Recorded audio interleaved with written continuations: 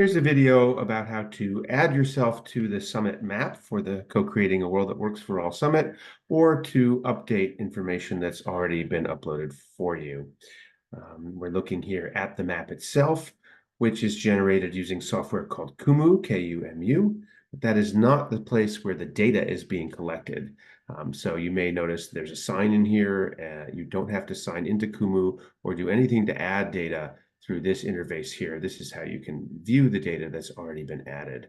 But we're using other software known as SumApp, which you can see right here, for collecting and working with the data itself.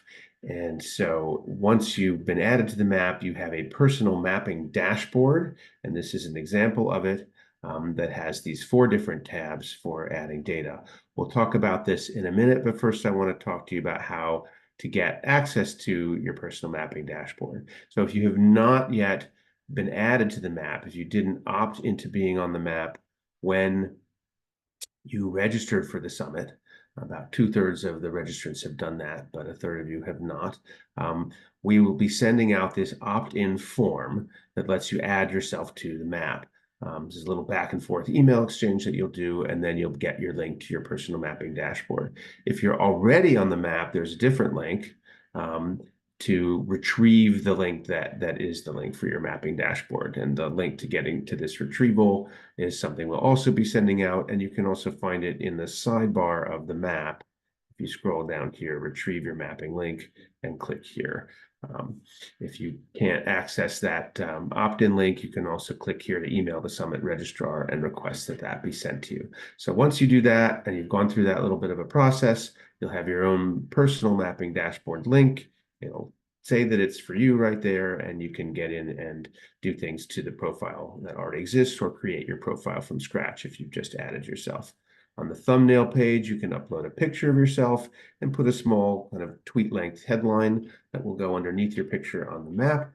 Occasionally, people have trouble getting this upload to stick. If you just try it 2 or 3 times, it usually works. If you're still having a problem, then please just email the Summit registrar, and we will upload it for you.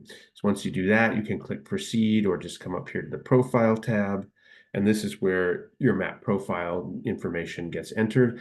Remember, this is a public map. Everything on here is optional, but you should assume that whatever is put up here, can be seen by anyone. And again, the data that you put here is what shows up when you click on somebody in the map and they put in a profile. It shows up here in the sidebar.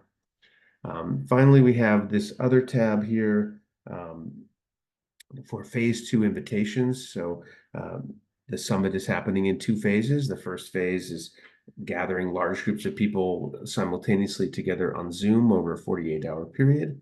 The second phase extends over 4 weeks and uses this mapping as an essential process for our self-organizing around the conversations and other kinds of engagements that we'd like to have. And so when you go to phase 2, right now we just have some sample data up here just as for demonstration purposes. We'll also be beta testing this feature, so you may start to see some other topics as well. And when phase 2 begins, we'll be inviting you to come in here and look at this marketplace of invitations for engagement and select ones that you're interested in. And then when you click on them, you'll see that there is a little survey you can complete about your interest in that particular invitation. And then that will show up on the map. And people will be able to see all of that, both the invitations and the interest others have expressed, and organize around them. Again, right now, this is being beta tested, so you're welcome to come here and take a look at it, but we're not actively posting invitations for the summit yet. So thanks for listening. If you have any questions, please email us community@bkfoundation.org.